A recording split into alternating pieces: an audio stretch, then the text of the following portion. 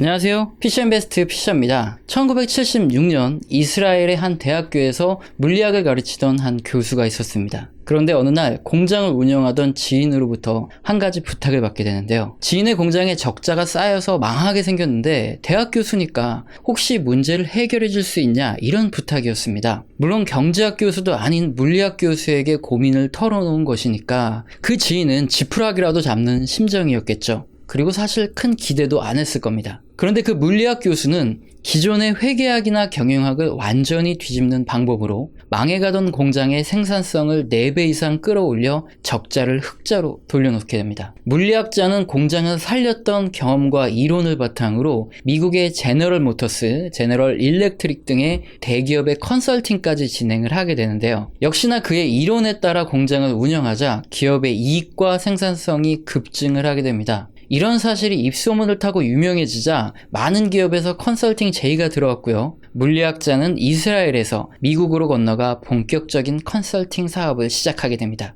그런데 문제가 생깁니다. 컨설팅을 받은 이후 몇 년 동안 해당 기업들은 확실한 이익 상승이 가능했지만 담당자들이 교체되면서 물리학자의 컨설팅 이론을 배우지 않았거나 아니면 익숙하지 않은 담당자들은 기존의 방식을 고수하면서 공장이나 회사를 운영했고요. 또다시 기업의 매출이 감소하더라, 이겁니다. 기업의 입장에서도 담당자들이 바뀔 때마다 몇 달씩 재교육을 하는 것이 부담스러웠기 때문에 컨설팅 의뢰도 점점 감소하기 시작합니다. 물리학자는 이런 방식으로는 성공할 수 없다고 생각해서 자신의 이론을 세상에 공개하기로 결정합니다. 그래서 1984년 오늘의 이야기의 주제인 더 꼴이라는 이 책이 출판되게 됩니다. 책이 출판되자마자 미국에서 베스트셀러가 되었고요. 보잉, 필립스, 델타항공, HB, 3M 등의 대기업들이 컨설팅을 받았는데요. 평균 73%의 순이익 성장이라는 엄청난 결과를 보여줍니다. 이 책의 저자는 물리학자 엘리야후 골드렛이라는 인물인데요. 특이한 점은 이 책이 출판된 1984년 이후 17년 동안이나 미국이 아닌 다른 국가 언어로 번역이나 출판이 되는 것을 엄격히 금지시켰다는 겁니다. 왜냐하면 이 책이 출판된 1984년은 미국의 무역 및 재정 적자가 눈덩이처럼 불어나는 쌍둥이 적자 경제 위기 상황이었습니다. 여러분도 한 번쯤은 들어보셨을 달러의 가치를 일본이나 독일, 프랑스, 영국 대비해서 50%로 강제 절하했던 1985년에 플라자 합의 직전에 출간된 책이라는 거죠. 그 당시 미국의 무역 적자를 심화시켰고요. 제조업을 위태롭게 만들던 기업들이 있었습니다. 바로 낮은 단가와 높은 생산력을 자랑하던 일본 기업들이었는데요. 1970년 일본의 컬러TV는 미국 전체 시장의 30%를 점유했고요. 철강, 자동차 부분에서도 미국은 일본의 최대 수입국이었습니다. 특히 1980년대에는 일본의 미쓰비시, 히타치, 도시바 등 이런 기업들이 미국의 반도체 시장을 석권하면서 당시 미국의 텍사스 인스트루먼스, 그리고 인텔, 마이크론 등의 반도체 업체들은 구조조정을 단행하거나 아예 반도체 사업을 철수해야 하는 상황에 놓일 정도로 미국 다수의 기업들이 일본 기업의 시장을 잠식당할 위기에 처했던 때가 바로 1984년이었죠. 이처럼 낮은 단가와 빠른 생산이 가능한 일본 기업들과 달리 당시 미국 기업들은 어떻게 하면 원가는 줄이고 생산량을 늘릴 수 있을까 하는 원가 회계 방식으로만 고민을 하던 시기였고요. 기업의 생산을 획기적으로 끌어올릴 수 있었던 엘리야후 골드렛의 바로 이 제약 이론이 일본 기업들에 만약에 적용이 된다면 호랑이에 날개를 달아주는 꼴이 되죠. 그렇게 미국 경제를 더 크게 위축시킬 수 있는 상황이 우려되기 때문에 17년간이나 더 꼴이라는 이 책은 해외 번역과 출판을 금지시켰던 겁니다. 당시의 시대 상황을 보면 충분히 이해가 가는 내용이죠. 그럼 대체 이 책에는 어떤 이론이 들어있길래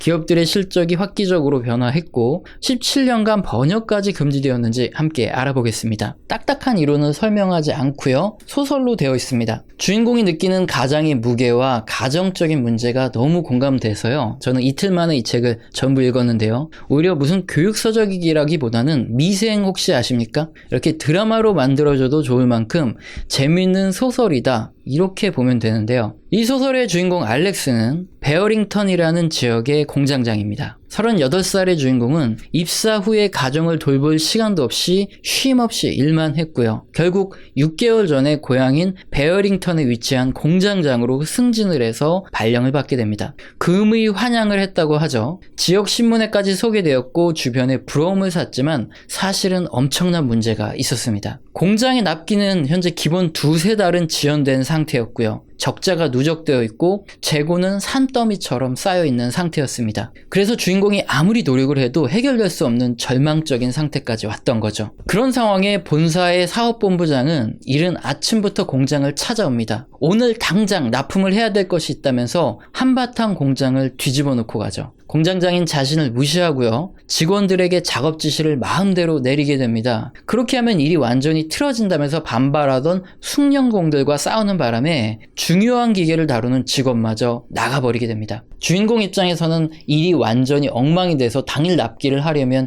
야근을 해도 모자랄 이런 상황까지 간 거죠. 그것도 모자라 본부장은 3개월 내에 공장이 적자를 면하지 못하면 공장을 폐쇄하고 주인공 또한 일자리를 잃게 될 것이라고 으름장 맞아놓고 떠납니다. 그런데 불행은 거기서 끝나지 않습니다. 꾸역꾸역 당일 납품을 맞추기 위해서 저녁 늦게 돌아온 주인공 알렉스는 위로는 못해줄 망정 가정에 소홀하고 와이프에게 관심이 없는 남편에게 핀잔을 주는 아내와 부부싸움을 하고 걷잡을 수 없이 틀어지게 됩니다. 이혼의 위기가 그때부터 시작이 된 거죠. 더 큰 문제는 주인공의 능력으로는 도저히 3개월 내에 공장의 적자를 개선시킬 방법이 없다는 것이었습니다. 생산성을 향상시키려고 노동시간을 늘려야 했지만 노조 때문에 노동시간을 늘리거나 야근을 계속 시키는 것 또한 쉽지 않았습니다. 물론 비용도 많이 발생했고요. 그리고 로봇 도입으로 빈둥거리는 공장 직원을 해고해서 인건비를 한번 줄여보려고 했었는데 역시 노조의 반대로 마음대로 할 수 있는 것도 아니었죠. 그리고 생산 속도를 늘리려고 추가로 기계를 들여오려고 해봤지만 막대한 비용이 소요돼서 본사의 자금 승인 또한 받지 못하는 상황이 됩니다. 한마디로 주인공의 입장에서는 정말 아무것도 할 수 없는 상태에서 해고만 기다리는 절망적인 상황에 빠진 거죠. 이 책의 48페이지에서는 이렇게 설명합니다. 내가 처음 이곳 공장장으로 부임했을 때 베어링턴 헤럴드는 일면 머릿 기사로 나를 취재했다. 베어링턴 출신의 소년공의 성공 스토리. 그 때문에 나는 한동안 유명세를 치러야 했다. 아내의 불평등대로 그동안 나는 공장에 매여만 살았다. 크고 작은 일들이 24시간 멀다 하고 숨가쁘게 터져 나왔기 때문이다. 그렇지만 예상대로라면 3개월 뒤에는 더욱 감당할 수 없는 유명세를 치르게 될지도 모른다. 유니코 베어링턴의 마지막 공장장 알렉스 로고, 직장 폐쇄 스토리의 전말. 문득 나 자신이 베어링턴 시민들의 기대를 저버린 배신자라도 된 듯한 착각에 빠졌다. 젊음을 바친 회사에도 버림받고 승진 때문에 소홀할 수밖에 없었던 가족에게도 버림받는 모습. 어떻게 보면 이게 우리나라 대한민국의 지금 40, 50대 가장들의 모습이 아닐까 이런 생각마저 들었습니다. 어쨌든 열심히 일하신 우리 가장분들 상황이 어떻더라도 버티고 힘내야 되겠죠. 주인공 알렉스는 정말 다행스럽게도 출장길의 공항 라운지에서 대학원 시절의 물리학 스승 요나 교수를 만나게 됩니다. 주인공은 지푸라기라도 잡는 심정으로 자신의 공장 상황을 이해하기 위해서 도움을 청하게 되는데요. 각자 다른 곳으로 가는 비행기를 기다리는 짧은 만남에서 요나 교수는 정말 실망스럽게도 주인공의 상황은 이해해주지 않고 원론적인 이야기만 합니다. 마지막에는 자네 공장의 목표가 무엇인지 생각해보라. 이런 어이없는 질문을 던지고 급히 비행기에 오르기까지 하죠.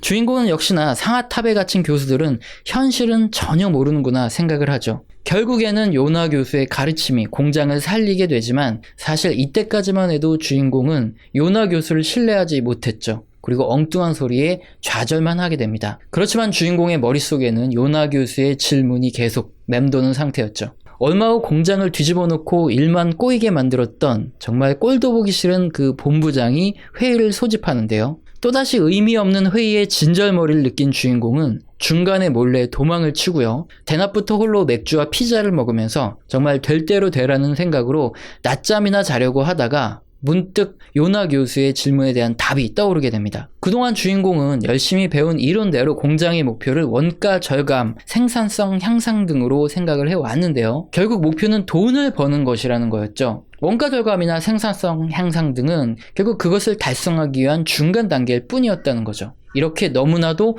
원초적이고 단순한 정답을 떠올린 겁니다. 이 책의 97페이지에선 이렇게 얘기합니다. 나는 기업의 목표라고 생각했던 항목을 리스트로 만들어 보았다. 원자재의 저가 매입, 우수한 인력 확보, 첨단 기술, 양질의 제품 판매, 시장 점유율 등 정보의 흐름과 고객의 만족도에 이르기까지 판단의 기준이 될 모든 항목을 나열했다. 항목 대다수가 회사에 돈을 벌어다 주고는 있지만 목표 자체는 될 수 없다. 굳이 정의를 내리자면 목표를 달성하는 수단에 불과했다. 주인공은 혹시나 도움을 얻을까 하는 생각에 멀리 떨어진 요나 교수와 짧은 전화통화를 계속하면서 도움을 청하고 그 도움을 받습니다. 이렇게 공장의 목표가 돈을 버는 것이라는 것부터 시작을 해서 기존에 알던 상식을 전부 뒤집기 시작하는데요. 사실 초반 부분까지만 해도 요나 교수는 질문에 대한 핵심을 바로 알려주면 좋은데 직접 알려주진 않고 주인공이 스스로 답을 찾아가기를 바라고 질문을 합니다. 중간에 주인공은 요나 교수를 만나러 비행기를 타고 뉴욕까지 단 1시간의 대화를 위해서 날아가게 되는데요. 마지막 화해의 기회가 될 수 있는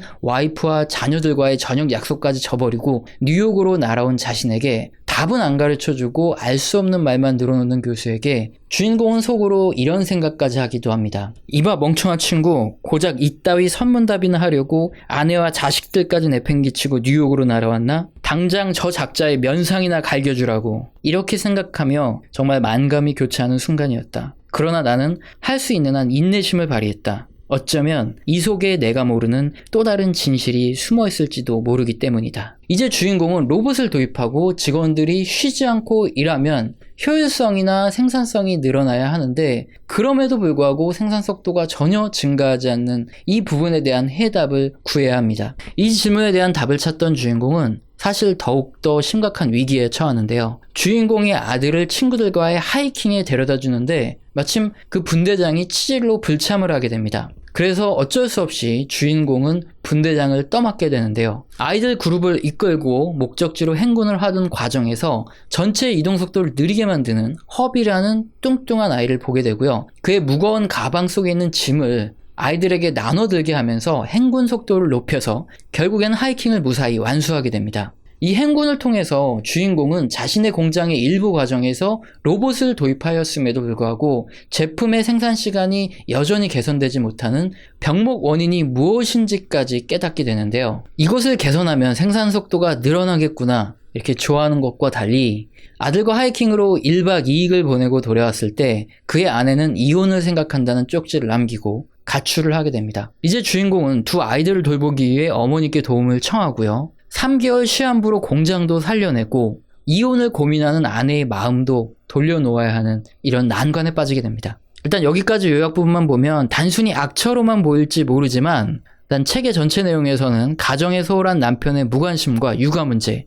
그러면서 베어링턴이라는 외딴 곳에 이사를 오게 되면서 겪는 아내의 외로움과 시어머니와의 갈등 부분이 상세하게 나옵니다. 일단 결혼을 해보면 돈이라는 문제도 굉장히 크거든요. 하지만 아주 원초적인 관심이라는 문제가 사실상 가정 불화의 큰 원인이 될 때가 많습니다. 결국 주인공은 마지막에 회사의 문제를 해결하는 것과 동일한 방법으로 가정의 문제도 해결하게 되는데요. 가장 필요했던 것이 가족 각자가 서로의 일과 현재 상황에 대해서 정말 자질구레한 것까지 이야기를 하고요. 서로 들어주는 시간을 갖는 것이 무엇보다도 중요하다는 것을 깨닫게 되는 거죠. 사실 저도 저희 가족에게 저의 일에 대해서 자질구레한 부분까지 이야기를 제대로 해준 적이 별로 없었던 것 같습니다. 그리고 마찬가지로 저도 와이프나 자녀가 무슨 일을 겪고 어떤 감정을 느끼는지 자세히 들어준 적도 없는 듯 하고요. 저는 이 부분에서도 굉장히 감동을 받았는데요. 정말 각자의 일에 대해서 시시콜콜한 것까지 전부 이야기를 하고 함께 고민하고 대화하는 시간이 늘어날수록 가정은 더 화목해질 수 있겠죠. 다시 주인공의 일로 돌아와 보겠습니다. 실제 공장에서 제품을 생산하는 과정은 수십에서 수백까지에 이르죠. 하지만 이 과정 중에서 로봇이 하거나 생산 속도가 빠른 기계 설비를 보유한 파트의 경우에는 속도가 굉장히 빠르지만 막대한 비용 때문에 기계를 한 대밖에 들일 수 없거나 또는 고장이 잦아서 시간을 지체하는 파트에서는 항상 병목 현상이 발생할 수밖에 없고 그 뒤에 이어지는 생산 공정까지 속도를 저하시키는 원인으로 작용을 할 할 수밖에 없습니다. 행군을 할 때도 역시나 마찬가지였죠. 주인공은 제품 출고를 지연시키는 원인을 공장의 한 대뿐인 기계의 가동 과정에서 발생한다는 것을 발견하고요. 다른 공장에서 폐기하려던 장비를 가져오고 조작 인원의 배치 시간을 조절하는 방법을 통해서 병목을 해결하고 생산 속도를 높일 수 있게 됩니다. 이렇게 해서 해피엔딩이 된다면 이거는 너무 말도 안 되는 소설이겠죠. 그런데 한 가지 문제가 해결되자 또 다른 문제가 생깁니다. 이제는 다른 곳에서 재고가 산처럼 쌓이게 된 겁니다. 또 다른 병목 구간이 계속 발생을 하게 되는 건데요. 이것이 바로 요나 교수의 두 번째 질문이자 주인공이 알아야 될 문제입니다. 직원들은 쉬지 않고 일하고 로봇 또한 쉬지 않고 풀로 가동이 되고 있는데 이러면 분명 효율성이 증가를 해야 되는데 오히려 반대 현상이 발생하는 이유는 무엇인가? 이겁니다. 주인공은 또다시 원인을 직접 찾아보고 요나 교수에게 질문을 하는 과정을 통해서 결국 해답을 찾아갑니다. 그리고 또 한 가지 문제를 해결하면 또 다른 문제가 생겨나죠. 그렇게 수요와 공급이 최적화된 회사일수록 파산에 가까워지는 이유는 무엇일까? 또한 지속적인 이익을 내려면 어떻게 해야 하는 걸까? 이런 순차적인 문제를 해결하면서 결국 주인공은 공장을 회생시키고 사업 본부장까지 승진을 하게 되는데요. 더 꼴이라는 이 책은 이렇게 주인공이 공장의 문제를 개선해 나가는 과정을 예로 들어서 문제를 찾아내고요. 이것을 해결해 나가는 방법론적인 부분을 상세히 설명을 하고 있습니다. 가장 원초적인 질문부터 시작해서 하나하나 풀어나간다는 이 발상의 전환을 통해서 이것을 시스템화하고 실제 기업이나 또는 가정의 문제를 해결하는 이 예시에 대해서 책을 통해 설명을 하고 있는 거죠. 여기까지가 투자나 기업 등에 크게 관심이 없는 분들도 재밌게 접근하실 수 있는 저의 개인적인 리뷰였고요. 이제 조금 더 들어가서 투자와 경영에 관심이 있으신 분들을 위한 조금 더 한 발짝 들어간 리뷰도 해드리겠습니다. 이 책에서 투자를 할 때 어떻게 기업을 보는 것이 좋을까 하는 부분도 언급이 되어 있는데요. 우리는 투자를 할 때 기업의 순이익이 얼마나 증가를 하느냐 이것에 집중을 하고 있죠. 그런데 순이익이 증가하는 것이 확인되면 이미 주가는 천정부지로 치솟아 있습니다. 그럼 우리는 그 전에 기업이 좋아지는지 어떻게 봐야 될까요? 우선 우리가 익히 알고 있는 원가 회계 방식에서 이익이라는 기본 개념을 반대로 뒤집어 봐야 하는데요. 주인공의 공장은 마지막에 엄청난 생산성을 향상시키고 재고를 줄였지만 원가 회계 방식만을 고집하는 일부 상부 직원들에게는 반감을 사게 됩니다. 이유는 회계 기준상으로는 적자로 보였기 때문인데요. 일단 재고 자산은 기업의 자산으로 분류가 됩니다. 그런데 공장이 재고 관리를 철저히 해서 쌓여있는 재고 자산들을 전부 다 팔고요. 그리고 발생하는 재고를 최대한 줄이면 오히려 그 당시에는 원가가 증가한 것으로 재무제표상에 나타나게 됩니다. 취득 원가는요, 기초 재고 플러스 단기 매입 재고 마이너스 기말 재고입니다. 자, 그런데 만약에 회사가 제대로 재고를 팔았다면 기초 재고는 일단 감소를 하겠죠. 그리고 단기 매입은 오히려 증가를 할 겁니다. 그리고 기말 재고 또한 감소를 하게 되겠죠. 결국 취득 원가가 증가를 한 것처럼 보이게 됩니다. 매출에서 매출 원가를 제외하면 매출 순이익이 되는데요. 재고가 감소한 것이 원가에 반영되어 마치 순이익이 감소한 것 같이 보이는 이게 바로 원가 회계의 기준에서의 판별이죠. 결국 회사는 돈을 벌기 위한 최적화된 구조로 변화되고 있지만 원가 회계 기준상으로는 반대로 원가가 증가해서 기업이 오래 버티지 못할 것이라는 상반된 결론이 나오는 기간이 있다 이겁니다. 투자자의 관점에서는 이 시점에 투자를 해야 가장 높은 수익을 얻을 수 있다는 거죠. 경영의 관점에서도 엘리 골드렛은 기존의 회계 기준을 뒤엎는 발상을 통해서 기업을 바라보라 이런 현실적인 조언을 합니다. 각 부분의 효율성만을 따지는 것이 원가 회계의 기준이기 때문에 전체를 아우르지 않는 부분에만 집중을 하게 되는데요. 만약 기업이 치열하게 부분 최적화에만 집중을 하게 될 경우에는 시장의 수요와 생산과 거의 일치를 하게 됩니다. 문제는 시장의 수요와 생산은 탄력적으로 변한다는 거죠. 여유가 없기 때문에 수요가 올라가면 생산을 추가로 할 수 없거나 아니면 야근을 해야 되니까 비용이 발생해서 원가가 늘어나고요. 반대로 수요가 감소하면 재고가 산처럼 쌓인다는 겁니다. 그래서 원가 회계에서는 재고가 자산으로 잡히기 때문에 유연성에 대비한다고 재고 자산을 쌓아두기 일쑤라는 거죠. 그러나 엘리아우 골드렛은 재고와 운영비를 줄이고 실제 현금 창출력을 높이는 것을 목표로 해야 된다고 말합니다. 이를 위해서 부분 최적화가 아닌 수주, 생산, 판매까지 기업 전반의 전체 최적화를 설명하고요. 비효율을 일부 수용하는 것이 결국에는 더 나은 결과를 가져올 수 있다. 이렇게 말합니다. 결국 기업의 전체 생산 속도는 가장 취약한 부분의 생산 속도와 일치하기 때문에 이 부분을 개선해 나가고 또 다시 발생하는 병목 부분을 계속 개선해 나가는 과정이라는 거죠. 오늘은 더 꼴이라는 책에 대해서 리뷰를 했는데요. 도서 홍보 의뢰는 가끔 들어오는데 제가 직접 읽어보고 정말 재밌게 읽은 책만을 소개합니다. 뭐 재밌는 영화를 보고 리뷰를 하듯이 재밌는 책을 읽고 리뷰를 한다, 이렇게 봐주시면 좋을 것 같습니다. 오늘 영상도 마음에 드셨다면 구독과 좋아요는 꼭 눌러주시고요. 지속적으로 시청 부탁드립니다. 감사합니다.